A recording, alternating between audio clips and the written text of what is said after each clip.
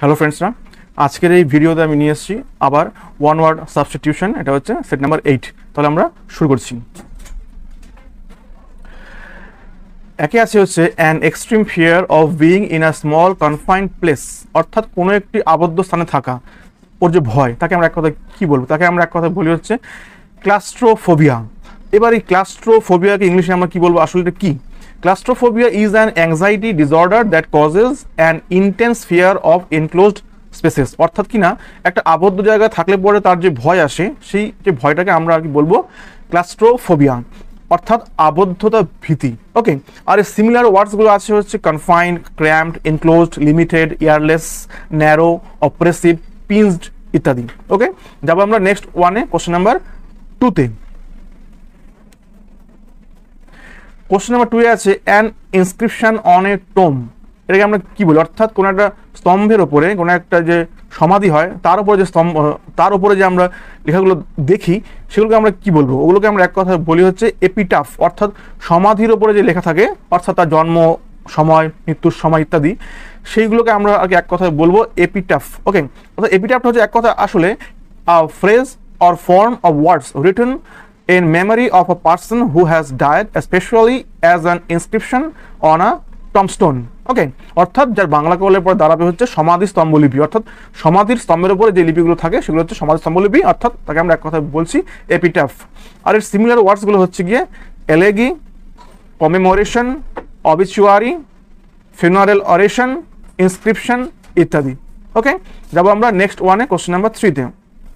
3-তে আছে হচ্ছে যে alliance due to a wife from আর হাজব্যান্ড অন সেপারেশন। অর্থাৎ স্ত্রী থেকে আলাদা থাকার জন্য যে অর্থটা স্ত্রীকে দিতে হয় সেটাকে আমরা এক কথা কি বলবো? তাকে আমরা এক কথা বলি হচ্ছে অ্যালিমনি। ওকে, অর্থাৎ financial support that a person is ordered by a court to give to their spouse during separation or following divorce.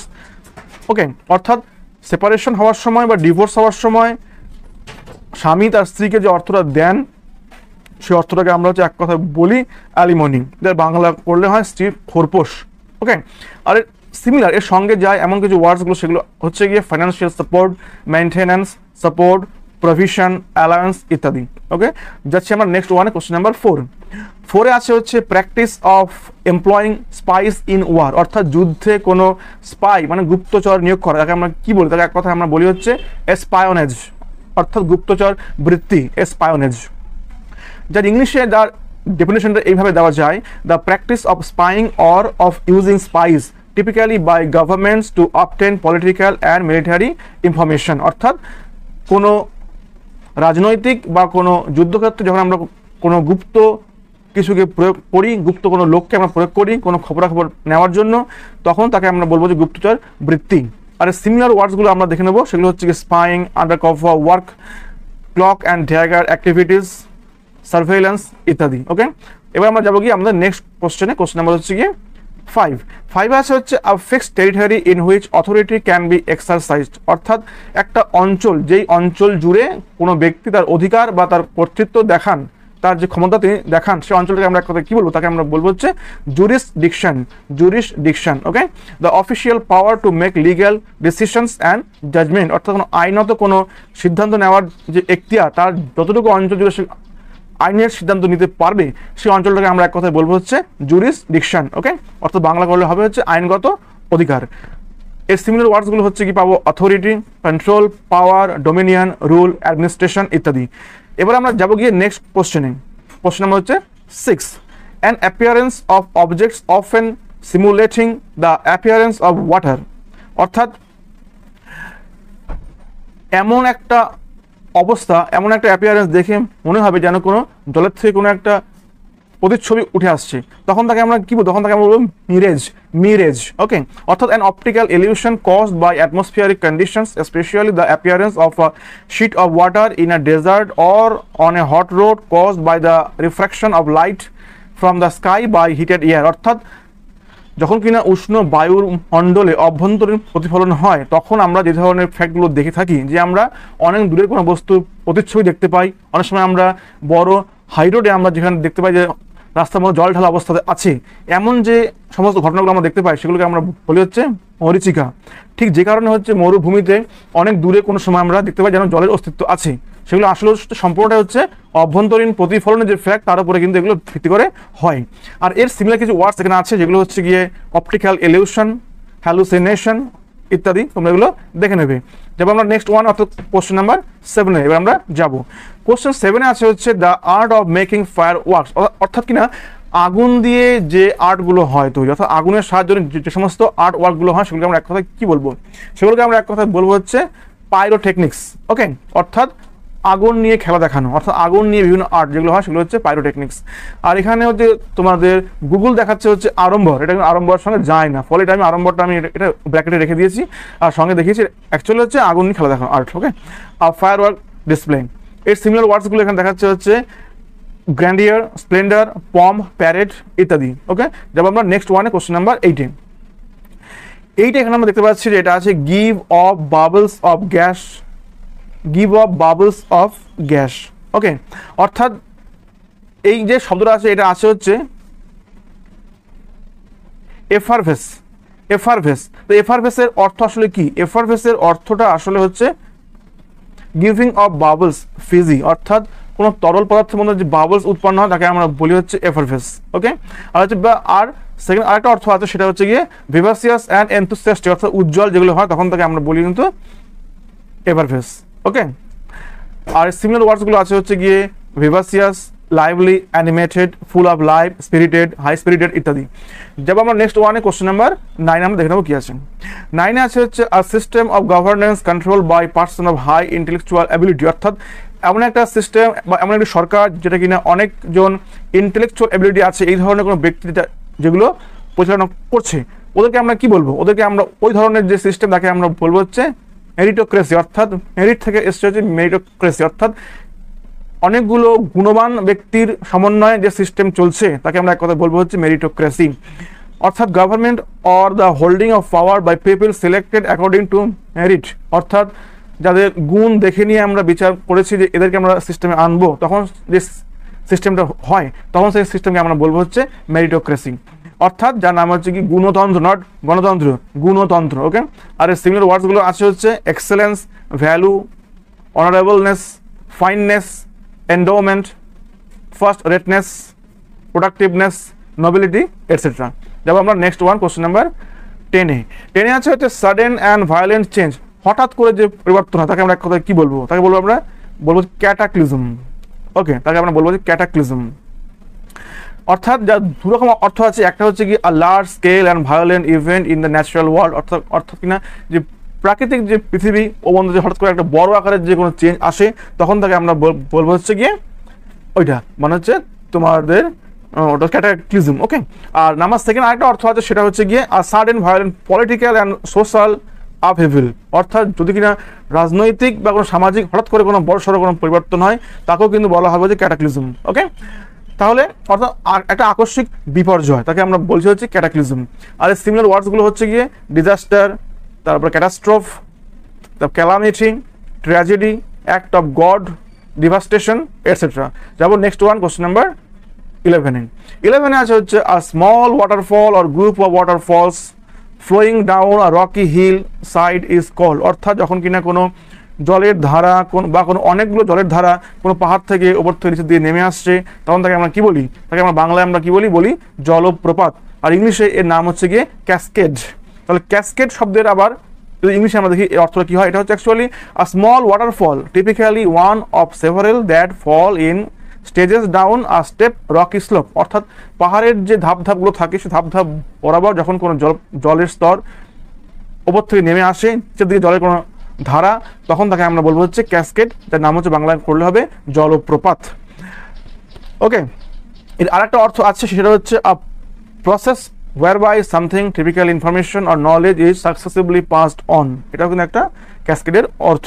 Are similar ওয়ার্ডসগুলো হচ্ছে গিয়ে pour, gush, surge, spill, stream, flow, issue, spurt, jet etcetera.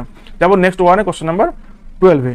12-এ আছে হচ্ছে one who eat human flesh, যিনি কিনা মানুষের মাংস খান তাকে আমরা কি বলবো? তাকে আমরা বলে হচ্ছে তাকে বলবো cannibal, cannibal. Okay, a person who eats the flesh of other human beings, অর্থাৎ যে কিনা অন্য মানুষের মাংস খাচ্ছেন তাকে আমরা বলবো ক্যানাইবাল, অর্থাৎ নরখাদক।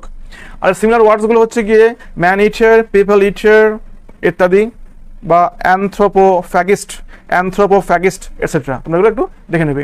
যাবো আমি নেক্সট কোশ্চেনে আমি যাবো গিয়ে। কোশ্চেন নাম্বার হচ্ছে এবার 13 আছে হচ্ছে ইনস্ট্রুমেন্ট হুইচ রেকর্ডস আর্থস ট্রেমার, অর্থাৎ যেখানে পৃথিবীর কম্পনকে মাপে তাকে আমরা এক কথা কি বলি, এটা আমরা প্রত্যেকে জানি, একে আমরা বলি হচ্ছে সিসমোগ্রাফ।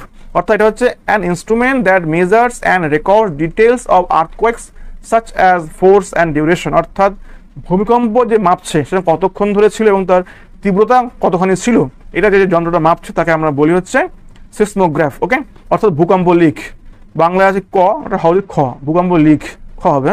যাই হোক, আর সিমিলার ওয়ার্ডসগুলো হচ্ছে আমরা এখানে পেয়ে যাবো the Richter scale, the San Andreas fault, seismic, tremor, magnitude, earthquake ইত্যাদি। এগুলো হচ্ছে সিমিলার, নট সিনোনিম, সিমিলার ওয়ার্ডসগুলোর সঙ্গে যায় আর কি। যাবো কি আমরা নেক্সট ওয়ানে, কোশ্চেন নাম্বার 14 আছে হচ্ছে the practice of a woman having more than one husband at the same time, অর্থাৎ কোনো এক স্ত্রীলোকের একই সঙ্গে যখন একাধিক স্বামী থাকে তখন তার যে অভ্যাস, তার যে প্র্যাকটিস, এই প্র্যাকটিসকে আমরা কি বলি, তখন তাকে আমরা বলি হচ্ছে পলিঅ্যান্ড্রি, অর্থাৎ বহু ভর্তৃকত্ব, মানে বহু স্বামিত্ব অ্যাকচুয়ালি হলো। তো polygamy in which a woman has more than one husband, অর্থাৎ যখন কোনো স্ত্রীর একজন থেকে বেশি স্বামী থাকে তখন তাকে আমরা বলবো হচ্ছে পলিঅ্যান্ড্রি। আর সিমিলারগুলো হচ্ছে গিয়ে বাইগ্যামি, পলিওমরি, পলিগ্যামি, পলিগ্যানি ইত্যাদি। যাবো গিয়ে নেক্সট ওয়ান, কোশ্চেন নাম্বার 15 আছে হচ্ছে স্পেশালাইজেস ইন নোজ ডিজিজ, অর্থাৎ যারা কিনা নাকের অসুখ নিয়ে যারা কিনা কোর্স পড়েছেন বা যারা নাকি বিশেষজ্ঞ, অর্থাৎ যারা কিনা নাকের অসুখ সংক্রান্ত বিষয়ে বিশেষজ্ঞ, তাকে আমরা এক কথায় কি বলবো, তাকে আমরা বলবো হচ্ছে রাইনোলজিস্ট। ওকে, a rhinologist is a physician who practices rhinology, the medical science devoted to the anatomy, physiology and diseases of the nose and the paranasal sinuses.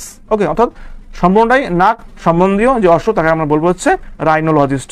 যাচ্ছি নেক্সট ওয়ানে, question number 16, boundary of an area, একটা কোনো অঞ্চলের বা কোনো এরিয়ার বা কোনো ক্ষেত্রের যে বাউন্ডারি, যে বাইরের চারপাশ, তাকে আমরা এক কথা কি বলি, তাকে আমরা বলি হচ্ছে পেরিফেরি, মানে বৃত্তের যে পরিধি চারপাশটা তাকে আমরা বলি হচ্ছে periphery. Okay, the outer limits or edge of an area or object, অর্থাৎ কোনো একটি বস্তু বা কোনো অঞ্চলের যে আউটার লিমিট, তো সবচেয়ে বাইরের যে আকারটা তাকে আমরা বলবো হচ্ছে ওর পেরিফেরি বা হচ্ছে পরিধি।